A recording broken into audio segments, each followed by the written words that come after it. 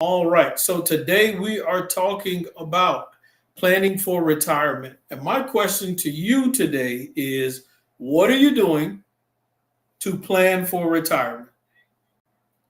I want to know what our team, Coach Steele's finance training, as we huddle up today, what are we doing to plan for retirement? Do you have a retirement plan in place? What are you doing to fortify and make it realistic to be able to have income coming in, whether mentally or physically? You decide at that point there's no need to work at your current job, or who knows, mentally or physically, you may not be able to work at that current job, or just don't desire not to as well. What retirement, how have you set up for passive income to enter into your pockets, direct deposits into your wallets? How are you setting yourself up for success when you reach that age where you no longer or desire to work where you are? And honestly, it may not be after 59 and a half. There may be some people in Coach Steele's finance training that desire to disconnect from their current 9 to 5 job 5 years from now, 10 years from now. What are you doing to plan to create that passive income so that you can do some of the things you desire to do, whether it's spending more family time, whether it is traveling, whether it is going on missions trips, serving, doing internships to create a better position at another job? How are you planning for retirement? There may be some people that decide not to use a 401k. Some people may decide not to use an IRA. They may take those funds and invest it into a different asset class. Some people may choose to use real estate as the route to create this passive income or this retirement income. So my question to you today, as you are listening in, what route are you taking to create passive income and or planning for retirement on today? I'm confident this is an important conversation we need to have, because many of us, we put funds away for retirement, but we don't know if it's the accurate amount. We don't know what the long-term consequences are if we put $100 a month away, if we put $500 a month. What is your long-term goal? How much do you want in that account? What is your goal when it comes to hypothetical? Let's say it's a 401k or a Roth IRA. What is your long-term goal, and how much are you trying to have in that account when you do disconnect or step away from that job? And also something else we need to think about is, and we talked about this either it was Saturday or Sunday evening when I went live, when you have that amount, what percentage of it will you draw from it annually? What are going to be those distribution amounts that you receive monthly after you've sent all those contributions in over the years, whether it's 15 years, 20 years, 30 years? How much do you plan on receiving monthly? And that monthly amount that you receive, is it enough? Is it enough for you to be able to comfortably live off of every month? How much do you need to have in that retirement account that you receive distributions that you can live off of monthly comfortably? Is it enough to take care of your current expenses, your current bills, your current overhead? Is it enough? Does it balance out to be able to take care of those things? Or are you still coming up short? When you do the math, is it looking like mathematically what is in your retirement account when you receive monthly distributions? Is it enough to tackle and pay for those expenses that you have? Those are important things that you need to know right now, because most people are not prepared for retirement. But we can change those statistics, and we can change the outcome by taking action, by educating ourselves, and by learning what we need to do to properly plan for retirement. We can put it off another week. We can put this subject off another month. Hey, we can put it off for a few more years. But what happens? That means you're not prepared. You're not in position to be able to transition comfortably. And so that's why sometimes people find themselves having to stay at a job longer than they desire. And it affects them physically and it affects them mentally. And so certain jobs you can maintain and you can do for an extended period of time. And then there's some jobs where as you get older, it is almost impossible to be able to maintain the physical or mental requirements from that job. Some people, they want to work where they are currently working until they pass away, and there's nothing wrong with that at all. But in the meantime, if something happens where you cannot continue to do that job, we want to plan and prep for other things that may happen later on in life where you need to have income coming in steadily to help you maintain your standard of living without having to clock in at a 9 to 5. And so once again, I asked that question, what is that amount? How much do you need in that account? We went over this last Saturday or Sunday in a live that I did, and we saw that the average person right now has maybe about $120,000 in their retirement account. And we did the math of how much money they could receive monthly from that retirement, $120,000. You know, what if it was $200,000? Do you know if you have $200,000 in your retirement account, how much you'll be able to draw monthly from that when you decide to retire, whether it's 59 and a half or whether you decide to wait till you're 73? What does that amount look like for you? And that's the research that I give everyone. That's the homework that I give you today is you need to go find out. You need to get guidance. You need to get with an advisor. You need to get with your job and get those estimates to find out, are you putting enough in there? And what adjustments can you make? What are the fees attached to your plan? Find out all of that information because it's going to dictate what you receive when you start drawing. And then also just keep in mind that it might be taxable based off of what financial tool you use for retirement. You can work and then there's like a built-in retirement pension that you get every month. And so some jobs have that stuff built in. But even if it's built in, you still need to know an estimate about how much will you receive a month. Why? Because you still have expenses. You still have to eat. You still need a roof over your head. You still need, to pay insurance, electric bill. All these different things still have to be paid. And is that retirement enough to cover those things that have to be paid? So those are the things that we have to look at. And so one thing you can do as you're planning for retirement, because that's what we're talking about today. We're talking about planning for retirement.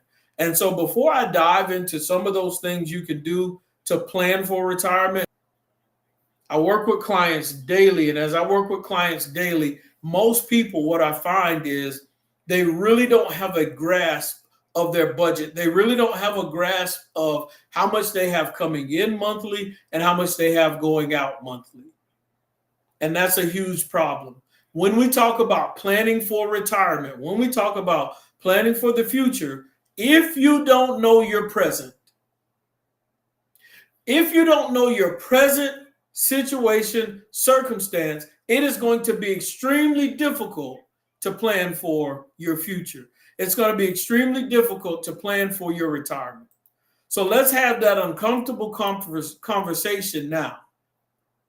Let's have that uncomfortable conversation and figure out what can I do to improve what I'm doing now to help me be in a better situation to plan for my retirement. We don't have to struggle as we get older. We don't have to put our financial burden on the younger generation as we get older if we properly plan. Think about it. How many people do you know, and not to pick on anyone or judge anyone or point the finger, because life happens and things happen. Realistically, how many people do you know that they are older in age and yet they either don't have a retirement plan, The financial situation is shaky. It's probably difficult for them to be able to find a job. And what has happened now is the younger generation or people around them are having to give and help support for that person to be able to maintain their lifestyle. Oh, yes, I know I'm talking and you understand exactly what I'm saying. There are people that you know that are older. Financially, things have happened. They're in a retirement age, and yet they cannot maintain themselves comfortably. So now the younger generation or their siblings or other family members are having to come together randomly here and there to help that person. Some people financially, as they get older, they're in such a bad state. Not only do they struggle to pay their rent or their mortgage, but then they don't even have enough money for their medicine. They don't have enough money to handle their medical bills or to get quality medical care. All of this plays a role in your comfort of living and your lifestyle. This is crucial that we talk about this. This is important that we talk about this because we have to end the cycle of the younger generation or those around us having to pull together to maintain us as we get older in age because financially we did not plan properly. Once again, life happens, things happen, unexpected things happen. So some people, their situation was out of their control. What I'm talking about is there are many of us that we can start planning strategically to put ourselves in a better situation for retirement.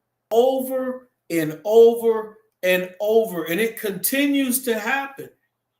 And unfortunately, if we don't do something, if we don't take action, it will continue to get worse. And what you have to decide is in your mind and in your heart and say, I'm not going to be a part of the problem. I'm going to be a part of the solution. And so the only way that you can be a part of the solution is if you start strategically planning for retirement. What are things that I can do? What are strategies that I can start right now today so that I don't have as much overhead when I retire and or I have enough income coming in to handle all of these expenses and my lifestyle, the things that I enjoy? How do I come up? How do I manage all of those things? We got to do it with either cash flow or you got to get rid of certain things. And so you know what quality of life you have. You know if you want to go on vacations. You know if you want to consistently buy gifts for others. Some of you may have grandkids and you know you're going to have grandkids in the future. You have them now.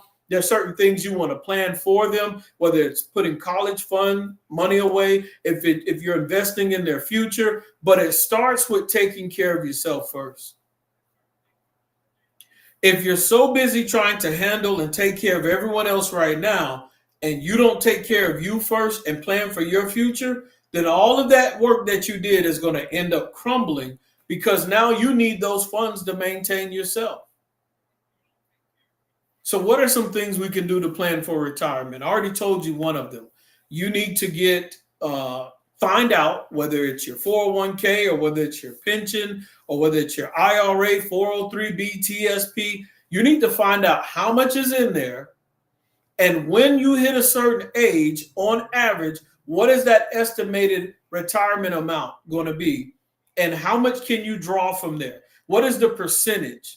What is the amount that you're going to be able to draw annually? And what does that look like for you monthly? What's something else we can do? Most people have a mortgage or most people pay rent. Now, of course, if you pay rent, that's something that doesn't ever stop unless you find a nice landlord or apartment complex that just decides you don't have to pay rent anymore. And that's highly unlikely. So usually you're going to pay rent forever as long as you're renting. Now, as far as a mortgage, if you consistently pay a mortgage for 30 years without refinancing and you consistently do it without missing a payment, your mortgage payment should be eventually gone. Now, of course, I wouldn't want to pay a mortgage for 30 years, but if you pay off your mortgage, if you pay off your house, then now you don't have a regular principal and interest mortgage payment you have to pay monthly. guess what? You just decrease some of that debt that you have to pay monthly. You just decrease some of the overhead that your income would have to attack. So now, of course, if you want to get rid of a mortgage in estimated 5 to 7 years, then definitely reach out to me, whether it's on YouTube or, of course, you see my email address down there at the bottom of the ticker, coachsteelefinance@gmail.com. Feel free to jump on there, and I can send you some information in regarding to learning how to pay your mortgage off at an accelerated rate with mentorship, with guidance, and with coaching. And so you must understand that if you get rid of that mortgage payment, then all you have left is potentially property taxes and insurance. And then there's some people that don't even have to pay property taxes. So now you're just left with paying insurance. And then if you're only left with paying insurance, and here's another cool thing to learn. Now at that point, if all you're paying is insurance and you no longer have a mortgage and you got with me and you learn how to pay your mortgage off in an estimated 5 to 7 years, and that's no longer overhead, and let's say all you pay is property taxes or insurance or potentially only insurance. If you have a small business, if you have, a home-based business or whatever it is, and you're making income, or there may be some years where you're losing, if you have an office space or you use your house in some shape, form, or fashion, then there are potentially tax write-offs with that. Now get with a CPA, get with your tax advisor, find out more information from that. Do your personal due diligence on that as well. Well, if you get tax write-offs concerning the house, and then the only thing you were paying was property tax and insurance, and those tax write-offs may potentially cancel out whatever that expense was, then you very well may have made the house an asset as opposed to being a liability, because now it isn't necessarily costing you. So anyway, that's a whole nother story. So everyone looks at your personal home as a liability, but it doesn't have to be. It all depends on how you maneuver and how you use it to your advantage, whether it's in business or in other areas. So anyway, getting rid of the mortgage payment helps when you're trying to retire. What else can you do? Well, some people will get solar. That's debatable. Getting solar panels might decrease your monthly electric bill. And of course, there are some tax write-offs that come with solar panels as well. People get older, their medical bills increase. And that's interesting because when you're at your current job, certain benefits, medical benefits, come with it as you are paying in and you're working there. But when you disconnect from that job, now you still have medical bills, seeing, the doctors, appointments, and all that other good stuff that happens as we age. How do you handle that? How do you balance all of that out, knowing that as you get older, that you'll still have medical bills? And so a lot of people don't think about that when they think about what are my monthly expenses when it comes to retirement. We need to factor those what ifs in there as well. So if you currently have $6,000 a month worth of expenses, and right now you currently make $6,500 a month at your job, at the end of every month, you might have $500 left over. But when you retire from that job, usually most people, their retirement income is less than the income when they were working there as a 9 to 5. So when that income decreases, do you have enough funds to take care of those same expenses?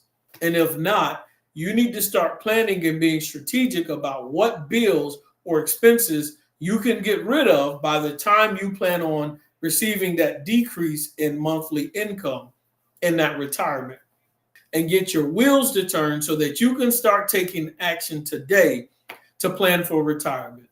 Most people do not plan for retirement, so most people probably would not want to listen to this message because it affects a soft area. It affects an area where it may be painful to talk about. So if the stats say that most people are not prepared for retirement, especially women and minority women, then that means either they are not taking action or they're not even listening and learning to educate themselves on what they should do. So we must understand that we have to listen to conversations and directions that are uncomfortable so that we can be comfortable later. Every Saturday, 9 a.m. Eastern Standard Time Zone. Every Saturday, 9 a.m. Eastern Standard Time Zone, I go live and we talk about financial literacy. We pick a different subject. If you miss any of those lives, go back to the YouTube channel, Coach Steele's Finance Training, and you can catch up on all